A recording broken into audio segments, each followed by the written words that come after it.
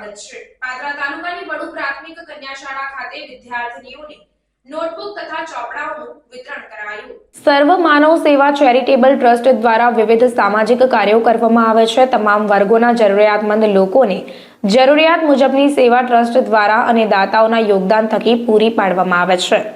તેવામાં પાદરા મુકામે વડુ ગામ સ્થિત આવેલ વડુ પ્રાથમિક કન્યા શાળા ખાતે સર્વ માનવ સેવા ચેરિટેબલ ટ્રસ્ટના માધ્યમથી દાતા ચંદ્રકાંતભાઈ પટેલના યોગદાન થકી વિદ્યાર્થીનીઓને નોટબુક અને ચોપડાઓનું વિતરણ કરવામાં આવ્યું।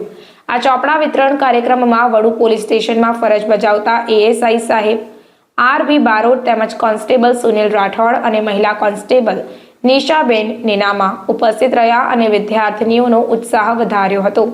સાથે જ આ કાર્યક્રમને સફળ બનાવવામાં ટ્રસ્ટના પ્રમુખ વિષ્ણુભાઈ વાઘેલા, કાર્યકર્તાઓ વિજયભાઈ મારવાડી, અમૃતભાઈ મારવાડી પણ ખાસ ઉપસ્થિત રહ્યા હતા અને શાળા દ્વારા પણ ખૂબ જ સરસ રીતે આયોજન કરવામાં આવ્યું હતું।